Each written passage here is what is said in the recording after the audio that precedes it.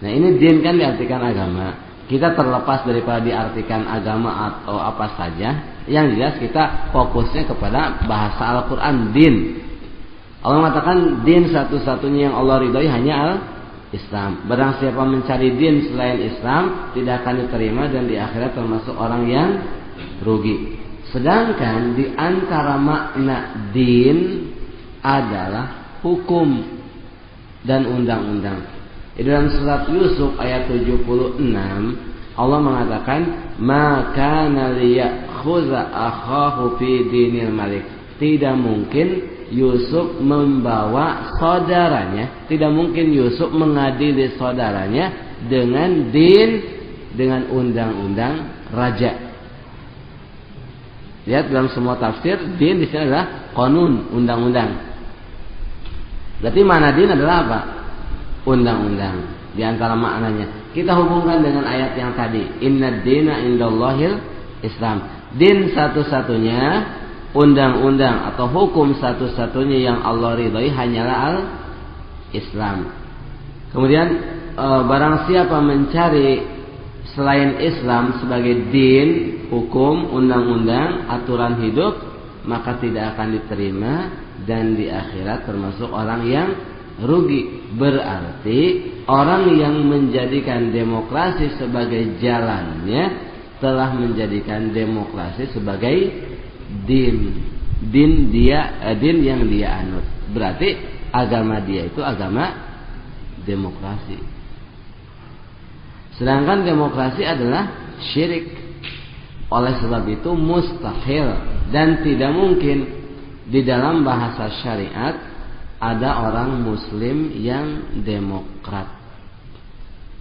Karena artinya muslim demokrat artinya muslim musyrik. Muslim musyrik. Tidak mungkin juga ada muslim yang nasionalis. Sebagaimana tidak akan ada yang namanya muslim komunis.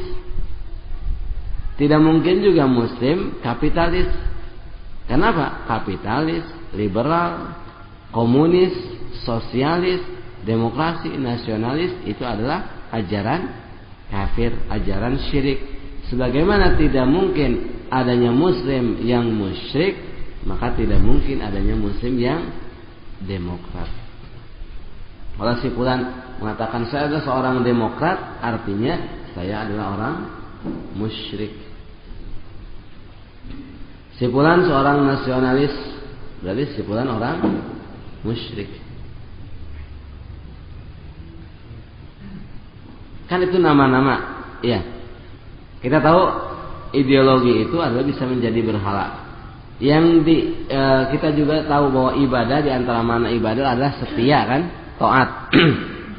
Allah mengatakan dalam surat Yusuf ayat 39, ketika Nabi Yusuf di dalam penjara berkata kepada teman satu selanya, ya sahibai sijn, a'arbabun mutafarriquna khairun amillahul wahidul qahhar.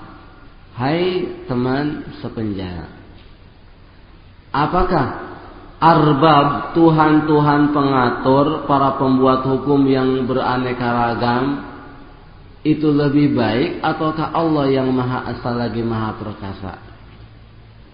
Wahai saudara, wahai teman, apakah para pembuat hukum yang beraneka ragam partainya itu lebih baik ataukah Allah yang maha esa lagi maha perkasa?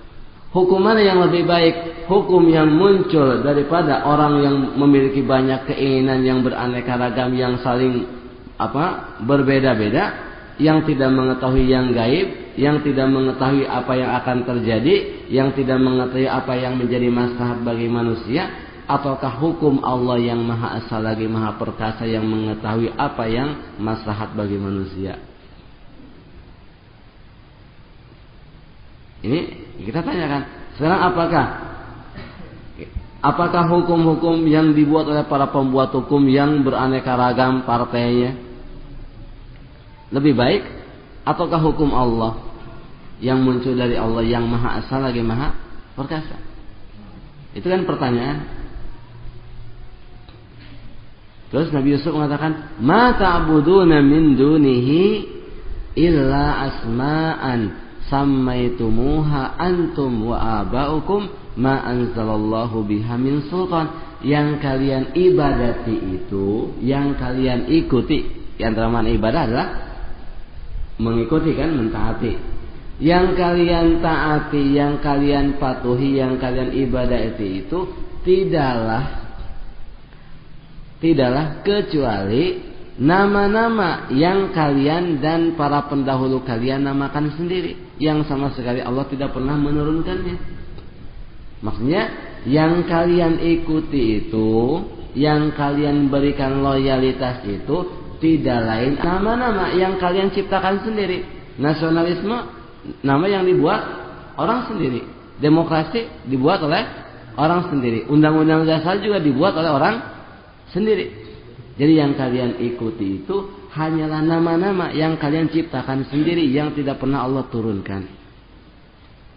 Yang tidak pernah Allah turunkan. Ini undang-undang ini, undang-undang tentang pornografi, undang-undang tentang korupsi. Itu kan nama-nama yang dibuat oleh mereka sendiri. Jadi kaitan ke sana. Jadi ayat itu jangan ini kisah Yusuf seolah-olah tidak ada kaitan dengan waqi.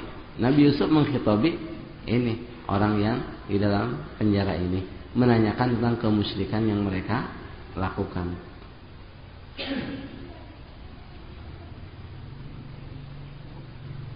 Oleh sebab itu, orang yang menganut sistem demokrasi adalah orang musyrik. Nah, ini secara umum gambaran demokrasi kenapa disebut sebagai agama. Sekarang tentang para penganutnya. Para penganutnya dari kalangan para pembuat hukum, dari kalangan para caleg. Kemudian bagaimana status orang yang sekedar nyoblos, sekedar memberikan suara dalam pemilu demokrasi, apakah semuanya kafir atau tidak? Itu kan perlu diketahui juga. Yang pertama, kaitan dengan orang yang membuat hukum, berarti para anggota dewan. Mereka itu bukan orang kafir saja, tapi mereka adalah tauhid. Kan sudah diuraikan tadi pagi kan, para pembuat hukum adalah tauhid. Jadi mereka bukan orang kafir saja, tapi mereka adalah kafir lagi tauhid. Itu semuanya dari partai apapun. Bahkan yang partai yang mengatasnamakan Islam itu lebih dahsyat pendustaannya terhadap Allah dan Rasulnya. Kalau partai yang lain mereka mengatasnamakan dunia. Kalau partai yang ngaku Islam itu mempolesi pekerjaannya dengan polesan agama, pakai dalil-dalil untuk melegalkannya. Di samping syirik melakukan itu demokrasi, mereka juga melakukan kekafiran lain, dusta atas nama Allah. Sedangkan dusta atas nama Allah itu lebih besar daripada syiriknya itu sendiri. Makanya di dalam urutan dosa dalam surat Al-A'raf Allah mengatakan, "Qul innama harrama rabbiyal fawahisha ma zahara minha wa ma batan wal isma wal baghya bighairil haqqi wa an tusyriku billahi ma lam yunazzil bihi sultanan wa an taqulu 'ala Allahi ma la ta'lamun." Ini Allah mengurutkan 5 macam dosa. Yang Allah haramkan itu adalah al-fawahish, perbuatan-perbuatan keji, yang nampak maupun yang terselubung. Yang nampak, khamar, minum-minum khamar kan nampak, judi nampak, riba nampak, zina ya ada yang nampak, ada yang tidak. Penyakit hati, riya, sum'ah, takabur, itu kan tidak nampak kan? Itu fawahish juga, perbuatan keji. Terus wal isma, perbuatan-perbuatan dosa-dosa yang kita semua orang tahu itu dosa.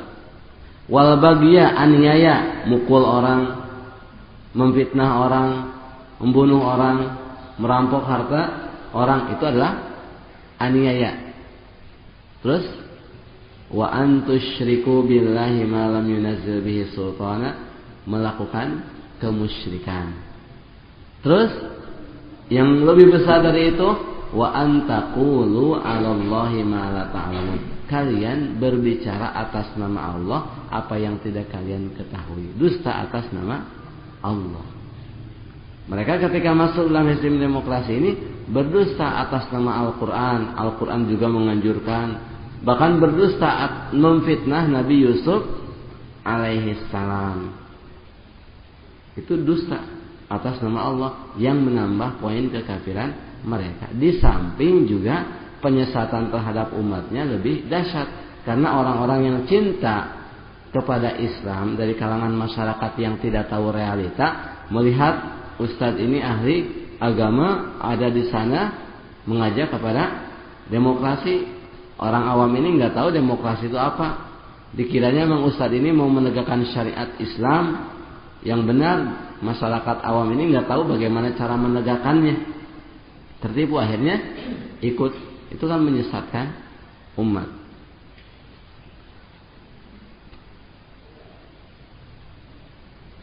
Itu para arbab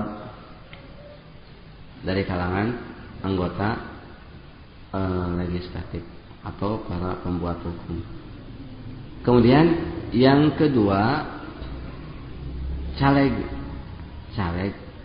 calon legislatif, calon pembuat hukum. Di dalam makna togut yang nomor kelima, Syekh Muhammad Ibn Abdul Wahab menjelaskan bahwa di antara togut itu adalah yang diibadati selain Allah sedangkan dia ridho, atau orang yang memposisikan dirinya untuk diibadati, orang yang mencalonkan dirinya untuk diibadati. Orang yang memposisikan dirinya untuk diibadati tapi tidak ada yang mengibadati. Tidak ada yang mengibadati, tidak laku. Itu disebut togut juga karena sudah niat untuk menjadi togut.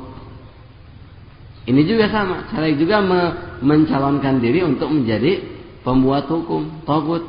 Orang yang berniat untuk menjadi orang kafir, berniat untuk melakukan kekafiran adalah sama juga.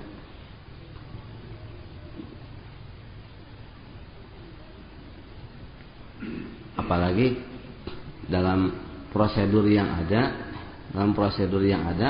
yang namanya caleg itu ada kan, sebelum resmi menjadi caleg ada formulir apa?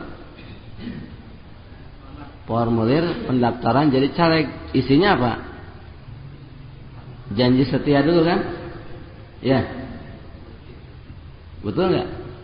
Iya, ada pernyataan setia kepada togut dulu. Kalau nggak percaya, antum tanya aja yang pernah kepada yang apa?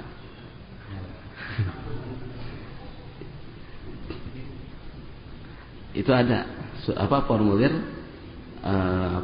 tadi surat perjanjian setia kepada apa? Togut. Nah, sekarang bagaimana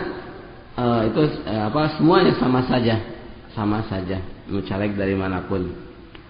Kemudian yang selanjutnya, ulama yang membolehkan masuk parlemen. Ulama yang membolehkan masuk parlemen.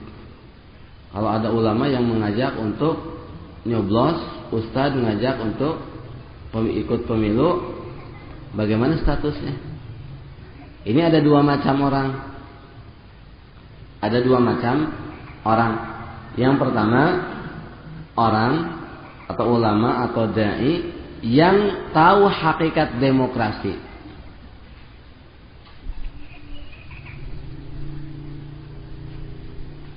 Tahu hakikat demokrasi, tahu demokrasi itu penyandaran hukum kepada selain Allah.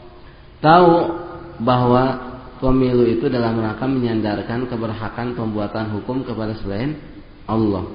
Jadi tahu realita demokrasi itu apa. Si ulama tersebut, si dai ini, si ustadz ini, si syekh ini atau kiai ini.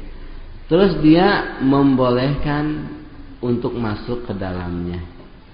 Tahu hakikat demokrasi? Demokrasi itu penyandaran hukum kepada selain Allah. Terus dia melegalkannya, memfatwakan boleh. Maka orang tersebut, ulama tersebut telah jatuh ke dalam kekafiran karena membolehkan kekafiran. Bila saja membolehkan zina, orangnya menjadi murtad, apalagi kalau membolehkan kemusyrikan. Masa kiai menyesipulan bahwa dia orang terkenal, masa dikafirkan? Ya, sekarang kalau pakai itu membolehkan zina, bagaimana menurut saudara? Sekarang kalau pakai itu mengatakan kalau mencuri itu boleh,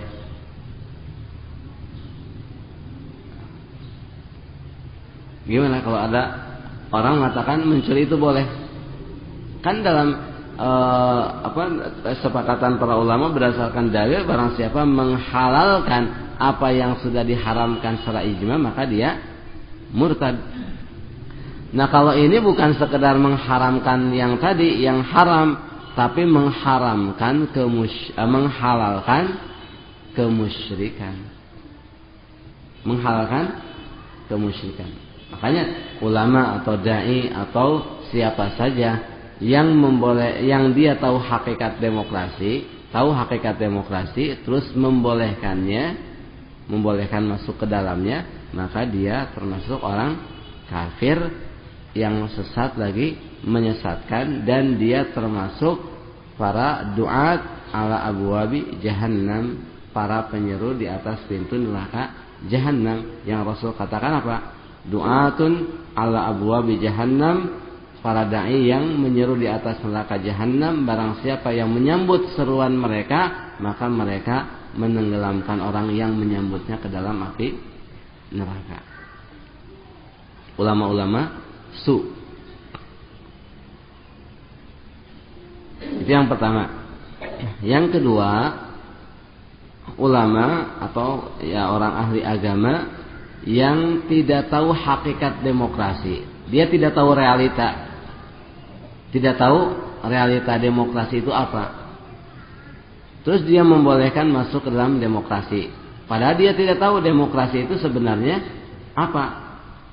Ya, bisa saja orang-orang yang tidak mengetahui realitas seperti ini, tidak tahu demokrasi itu apa, atau umpamanya si ulama ini ditanya oleh penanya, si penanya memplot pertanyaannya supaya dijawab iya dengan menggambarkan demokrasi dengan gambaran yang lain. Kemudian digambarkan bahwa demokrasi itu adalah lembaga pelayanan umat.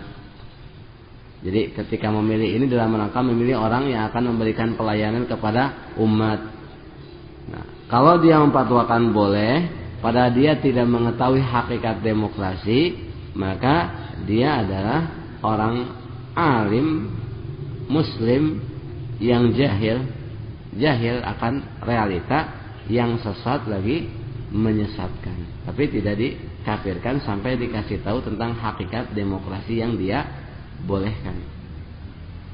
Makanya kalau kita menemukan orang ulama atau dai yang membolehkan demokrasi, ya dua, kita bilang husnuzon kita kepada mereka, husnuzonnya kepada mereka, kita mengatakan dia itu orang bodoh yang sesat lagi menyesatkan. Dia orang muslim yang jahil akan realita, yang sesat lagi menyesatkan.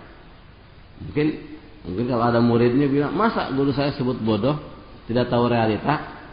Berarti menurut kamu guru kamu ini tahu realita demokrasi? Kalau kamu mengatakan guru kamu tahu realita demokrasi, terus dia membolehkannya, berarti kamu sudah menganggap dia telah mempersilahkan saya untuk mengkafirkan guru kamu. Kenapa? Artinya kalau dia tahu hakikat demokrasi terus membolehkannya, berarti dia membolehkan kemusyrikan. Sedangkan membolehkan kemusyrikan merupakan kekafiran. Jadi husnuzon kita kepada tokoh-tokoh yang tidak ikut campur dalam demokrasi, tidak ikut jadi caleg, tidak jadi pengurus partai, tidak jadi anggota legislatif, cuma dia orang luar, di luar membolehkannya, maka husnuzon kita adalah dia itu tidak tahu hakikat demokrasi. Dia orang muslim yang jahil akan realita, yang sesat lagi menyesatkan, yang fatwanya tidak boleh diterima. Itu banyak zaman sekarang orang-orang seperti itu.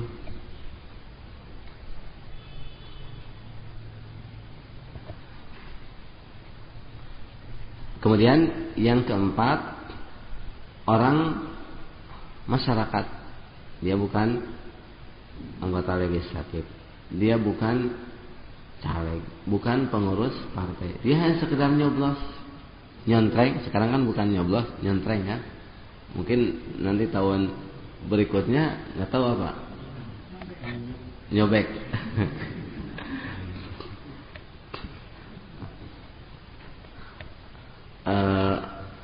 Orang sekedar nyoblos. Ini juga ada dua macam. Ada dua macam orang. Pertama, orang yang tahu hakikat demokrasi. Tahu hakikat demokrasi itu menyandarkan hukum kepada selain Allah.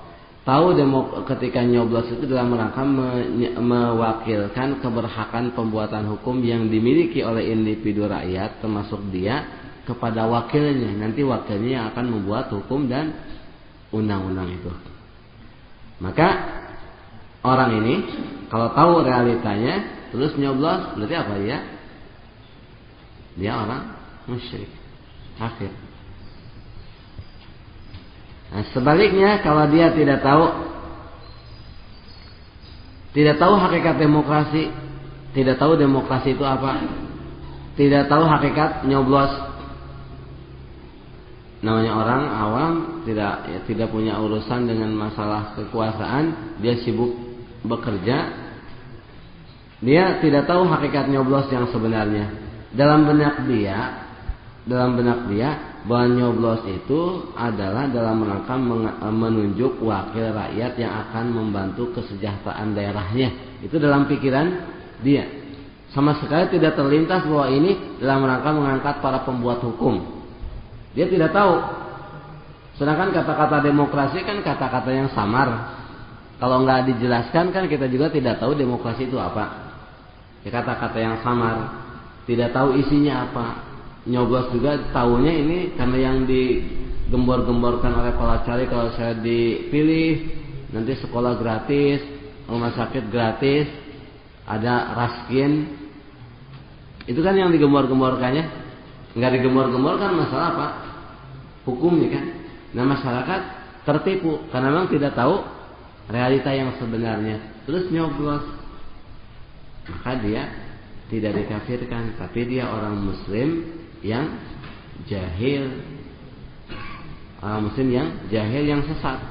Tidak dikafirkan sampai dikasih tahu tentang hakikat makna demokrasi dan tujuan nyoblos yang sebenarnya.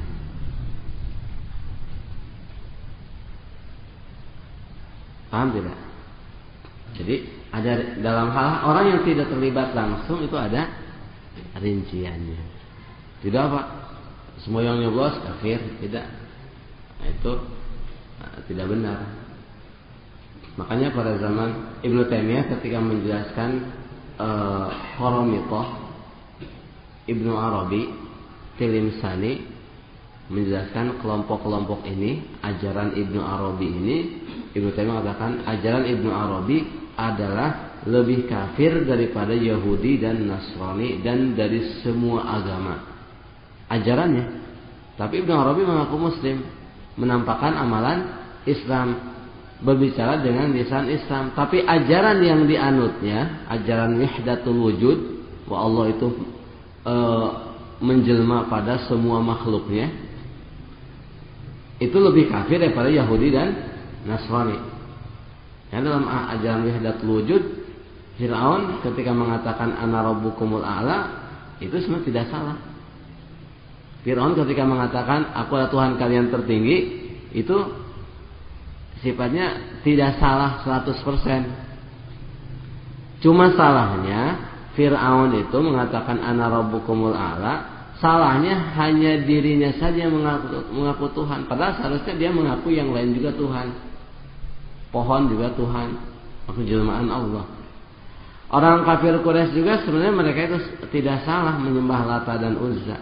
Karena hakikatnya mereka itu menyembah Allah. Cuma salahnya mereka hanya membatasi Lata dan Uzza, Hubal, Manah saja. Padahal batu-batu yang lain juga adalah Allah. Karena dalam ajaran Ibnu Arabi, semua yang ada di dunia ini adalah jelmaan Allah. Itu kan lebih kafir daripada Yahudi dan Nasrani. Itu isi ajarannya. Nah, orang Ibnu Taimiyah menjelaskan orang yang bergabung dengan ajaran Ibnu Arabi, masuk ke dalamnya, maka dia bagian dari mereka. Orang yang cenderung kepadanya, memujinya tanpa masuk ke dalamnya, maka ini ada dua macam orang. Pertama, orang yang tahu hakikat ajaran Ibnu Arabi, isinya apa, terus dia memujinya, maka dia murtad, zindiq. Yang kedua, orang yang tidak tahu hakikat ajaran Ibnu Arabi, tidak tahu isinya, dia hanya mengetahui bahwa ucapan-ucapan ini adalah ucapan ahli hikmah yang tidak dia bisa pahami, yang paham hanya orang-orang yang khusus dan isinya adalah isi yang baik menurut dugaan dia. Maka orang ini orang muslim yang bodoh, yang sesat. Kenapa? Dia tidak tahu hakikat, bukan tidak tahu hukum, tidak tahu hakikat. Makanya beda. Kalau tidak tahu hukum kan sudah dibahas tadi malam. Tidak tahu hukum itu tidak dimaafkan. Tapi kalau tidak tahu hakikat, kaitannya dengan tidak adanya maksud melakukan perbuatan tersebut. Jadi orang tidak tahu hakikat. Orang tahu demokrasi itu menyandarkan hukum, terus nyoblos, maka dia kafir walaupun tidak tahu bahwa demokrasi itu adalah ajaran kafir. Itu tidak tahu hukum, itu tidak diuzur. Tapi kalau tidak tahu hakikat, kaitannya dengan penghalang pengkafiran, yaitu tidak ada maksud melakukan perbuatan atau ucapan yang mukafir, yang membuatnya kafir. Ketika nyoblos, dia sama sekali tidak memaksudkan kepada penyandaran hukum yang merupakan kekafiran itu, karena memang dia tidak tahu makna hakikat perbuatan yang dilakukannya.